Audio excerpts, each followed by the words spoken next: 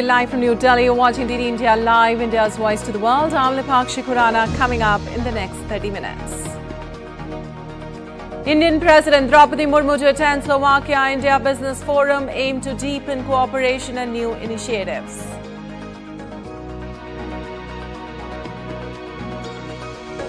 '26/11 mastermind Rana extradited from US for his role in deadly Mumbai attack to reach national capital in a short while. Multi-agency team to interrogate him. Amid global pushback, US President Trump unveils 90-day pause on tariffs for most countries, hits China harder with 125%. Global markets make historic gains. Trump reiterates threat to use military force if Iran does not agree to nuclear deal, says Israel would play a key role.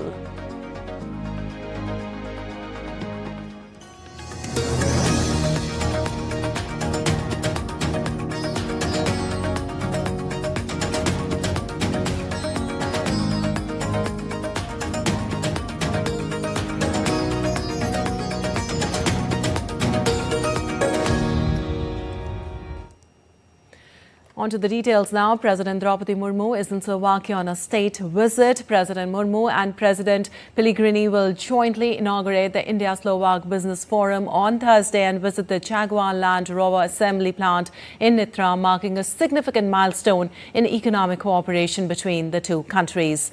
Earlier, on the first day of a visit on Wednesday, President Murmu held talks with Slovak counterpart in Bratislava and held several important high-level meetings.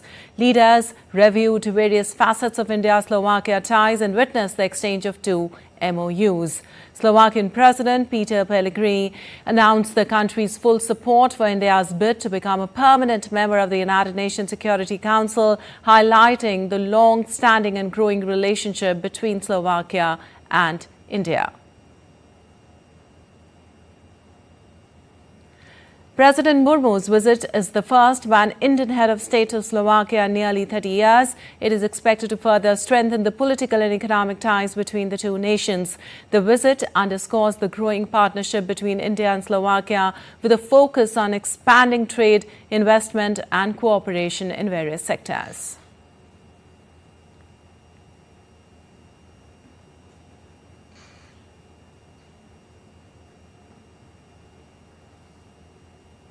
And we're joined by Ajay Joy, our correspondent from the capital city of Slovakia, Bratislava, to get us a better understanding of the outcomes of the first day. Well, Ajay, as India-Slovak relations are entering new heights, how can we assess the first day?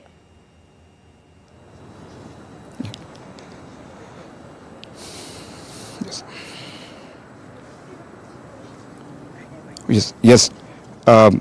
Yes, exactly. The first day of the tour was really a momentous one.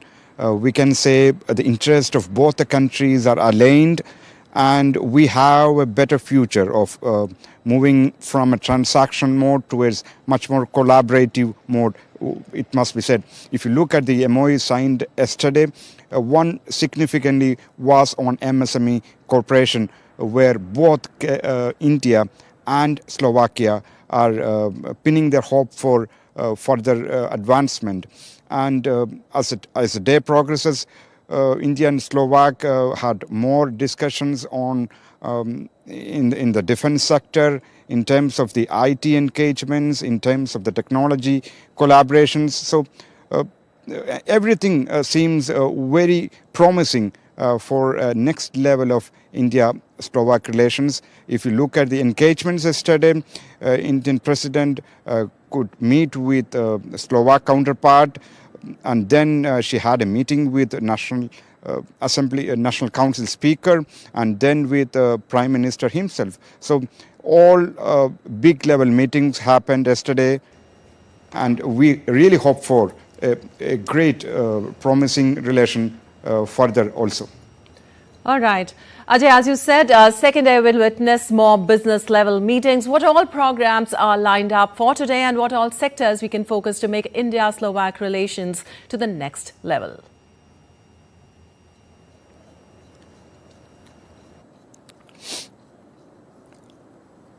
Yes, yes. Today it will be focusing more on the business side. India and Slovak business people will sit down for discussion to further map their development ahead in India-Slovak Business Forum, which will be opened jointly by Indian President and her Slovak counterpart. And thereafter, they will be moving together to the city of Nitra, where the university there will accord an honorary degree to Indian President, our Rashtrapati. Thereafter, both the presidents will be visiting the largest JLR factory, Jaguar Land Rover factory here in Slovakia, which is India's interest as well, because that's one of the largest investment by Tata Group in Slovakia, which produces almost 30 to 35% of their global business, in fact. So that's one significant part of that. And this visit will be concluded by both head of states by afternoon today. But main point we shall note will be their engagements in the industrial side, how much we can leverage the developments by the Slovakian industrial bodies, and how much we can market our fintech products, how much we can market our IT products. That will decide the next level of our relations. All right, Ajay, thank you so much for all those details. And moving on, Tahir Rana, accused of masterminding the 2008 Mumbai terror attacks, has been extradited from the United States and is expected to arrive in India on Thursday, accompanied by a special team of intelligence and NIA officials. The extradition comes after the U.S. Supreme Court recently rejected Tahir Rana's last appeal, essentially clearing the way for his handover to Indian authorities. Rana, Pakistani origin Canadian businessman, is known to have been an active operative of the terror outfit Lashkar-e-Taiba and played a pivotal role in facilitating travel documents for David Coleman Headley. Tahir Rana and David Headley were detained by the FBI at the Chicago airport in October 2009. Home Minister Amit Shah has termed the extradition as a historic diplomatic success of Modi government. The Home Minister further said that the Modi government's unwavering commitment is to ensure that those who harm India's honour, territory and citizens are brought to justice. He added that Rana will face trial and punishment here. So who is Tahir Rana and what is the case against him? Let's listen in. Tahir Rana holds Canadian citizenship and has Pakistani origins. He faces charges in India for his involvement in the 2008 Mumbai attacks and was found guilty in the US for aiding Lashkar-e-Taiba. India is seeking his extradition for his role in the 26/11 attacks. Rana assisted David Headley, a co-conspirator in the attack, who held US citizenship and Pakistani heritage. Rana provided Headley with false credentials to help him scout targets for the attack. In January this year, the US Supreme Court rejected Tahir Rana's petition, and that was quickly followed up by Senator Rubio authorizing Rana's extradition in February. Later on, US President Donald Trump announced the extradition of Tahir Rana to India, adding that he would face justice. He made the announcement during a joint press conference with Prime Minister Narendra Modi following their bilateral meeting. Rana's defense filed for more documents on February 13. On February 19, the court denied his request to delay the extradition. Again, the Ninth Circuit rejected his appeal on February 21. Rana filed an emergency request with the US Supreme Court within a week, which was also rejected on March 5, 2025. And on April 7, the US Supreme Court again rejected his plea for a stay on his extradition to India. And India's Home Minister Amit Shah chaired a key review meeting on the implementation of 3 new criminal laws in Odisha, joined by Chief Minister Mohan Charan Maji and top officials. The discussion focused on reforms across policing, courts, prisons and forensics. Shah urged the Odisha government to ensure 100% implementation over the next 6 months, emphasizing the law's importance for the state's future industrial and technological growth. He also called for regular progress reviews at all administrative levels to stay on track with the rollout.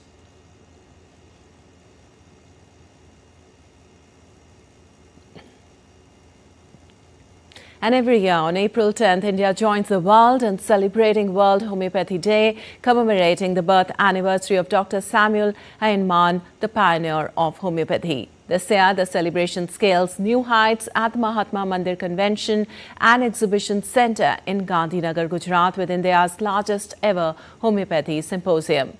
Organised by CCRH, the National Commission for Homeopathy and the National Institute of Homeopathy, the event will showcase cutting-edge research, vibrant discussions and the country's biggest homeopathy industry exhibition. It's a celebration of innovation, collaboration and India's growing leadership in the world of homeopathy. On this World Homeopathy Day, let's take a closer look at the journey of homeopathy in India. Well, homeopathy has quietly built one of the strongest healthcare support systems in India. Over 3.45 lakh registered homeopathic doctors are working across the country. India is also home to 277 homeopathy hospitals alongside 8,593 homeopathy dispensaries and 8,697 homeopathy beds in Ayush wellness hospitals. Also, there are 277 homeopathy colleges across India, including 197 undergraduate institutes, 3 standalone postgraduate colleges and 77 combined UG and PG colleges. On the pharmaceutical front, 384 industries are involved in producing homeopathic medicines in India. And with 35 dedicated research centres and OPDs under the Central Council for Research in Homeopathy, India is pushing the boundaries of what this ancient system can do in the modern world. And India, the land of diverse faiths and timeless traditions, is celebrating Mahavir Jayanti today, a day that marks the birth anniversary of Lord Mahavir, the 24th Tirthankara of Jainism. Our next report takes a closer look at the religious significance of this day and its relevance in today's world. Mahavir Jayanti is one of the most auspicious festivals of the Jain community, commemorating the birth of Lord Mahavir, who was born in 599 BC in Kundagrama, present day in Bihar. A spiritual reformer and profound thinker, Lord Mahavir propagated the path of non-violence, truth, celibacy, non-possessiveness and non-stealing, the 5 cardinal principles of Jainism. On this day, devotees visit temples, offer prayers and participate in Rath Yatras, carrying the idol of Lord Mahavir, accompanied by devotional songs and sermons. Many engage in acts of charity and selfless service, reflecting the teachings of the Tirthankara, who renounced worldly pleasures in pursuit of spiritual liberation. As a Jain myself, I think I've grown up with the tenets of non-violence, ahimsa paramo dharma, and vairagya, which is non-attachment to the physical things in life. And these are the lessons that Lord Mahavir Swami, he taught us through his life. We celebrate those tenets, and I think not just the Jain community, but the entire world needs to understand and follow the tenets of non-violence, because that is what we need, considering whatever is going on around the world. Lord Mahavir's message of ahimsa or non-violence resonates beyond religious boundaries and continues to inspire peace movements globally.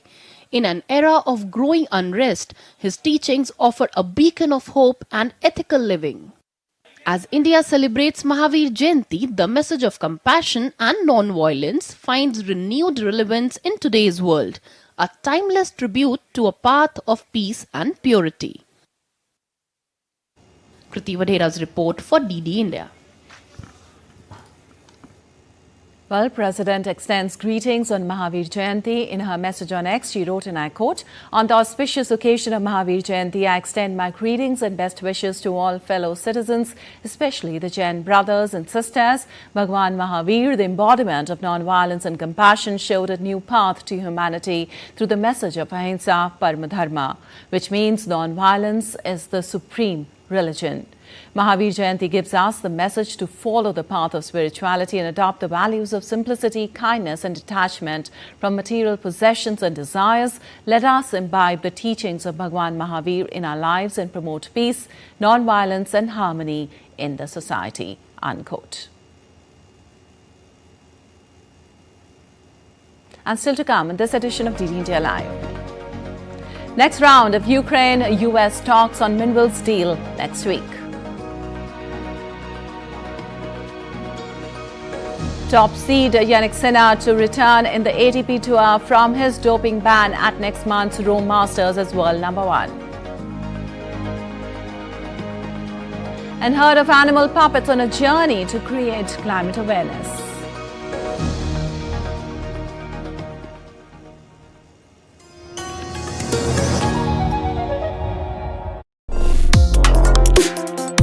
Complex issues, hidden agendas, twists and turns, strategic games. We think all dots are linked. We just need to connect them. Join me every week as I connect the dots to unravel hidden designs in statecraft, mysteries, and decode issues that matter to you. Watch Connecting the Dots with me at these times on DD India.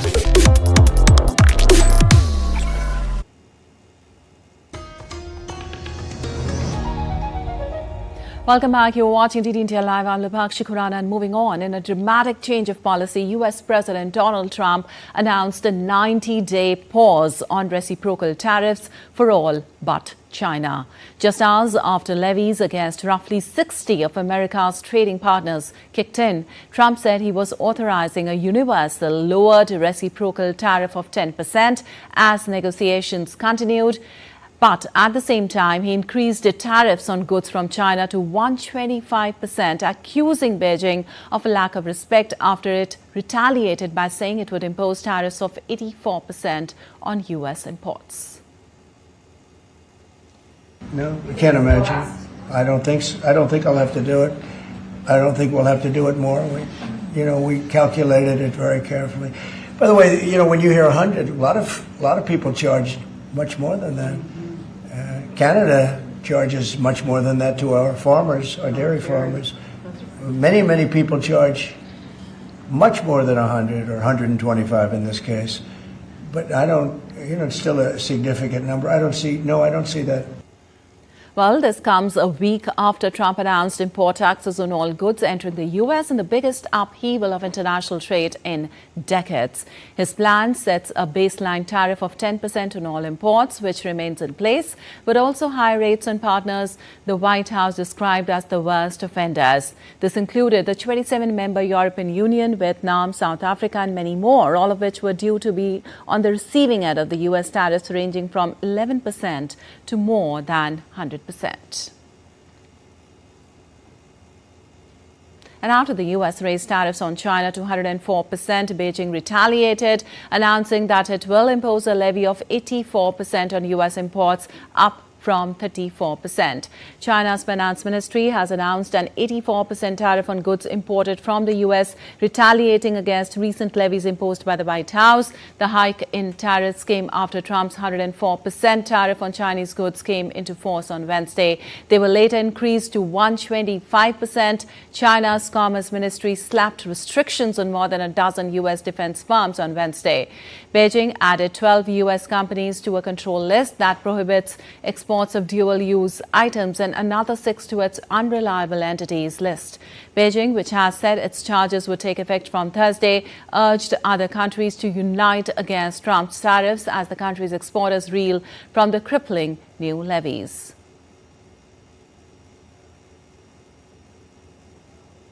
Well, the global stocks rebounded strongly after US President Donald Trump's stunning reversal on sweeping reciprocal tariffs. Within moments of Trump's social media announcement, the Dow index surged ahead over 2,500 points along the way to a nearly 8% gain on the session. The tech-rich Nasdaq won 12.2% to notch its best day in 24 years, while the S&P 500 soared 9.5% for its biggest daily gain since 2008.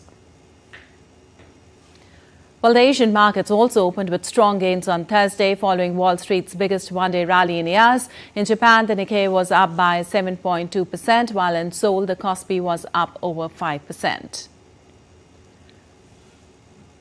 In Australia, the ASX 200 jumped more than 6% at the open. This would make its biggest gain since March 2020.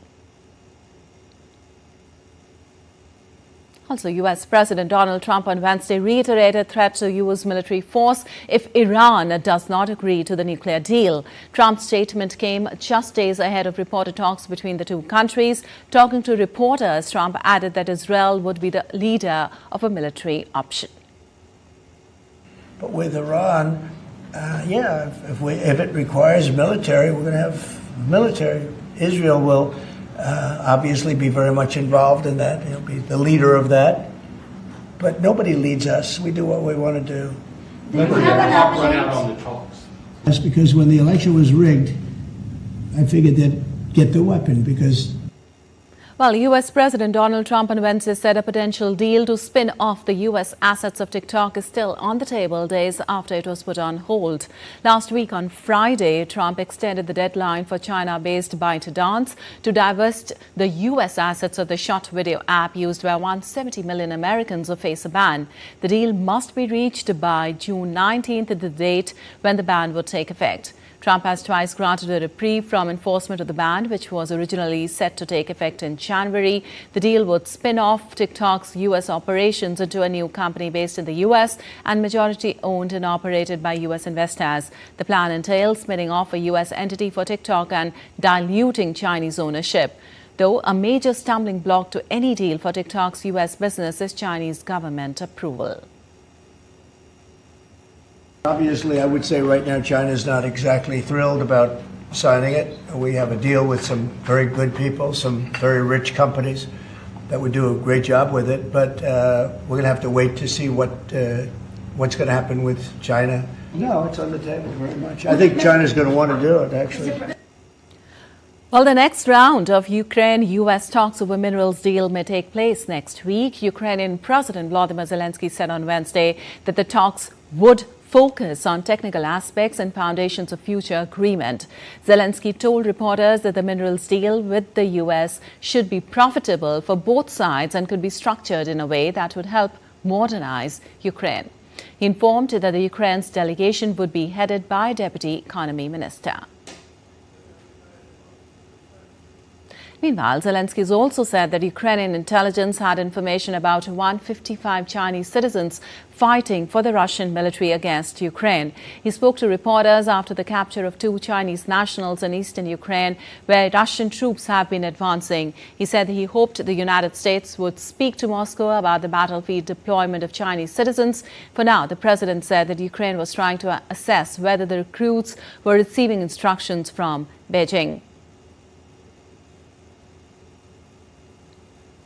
On Wednesday, China's foreign ministry dismissed Zelensky's remarks as groundless. It said Ukraine should correctly view China's efforts and constructive role in seeking a political solution to the Ukrainian crisis.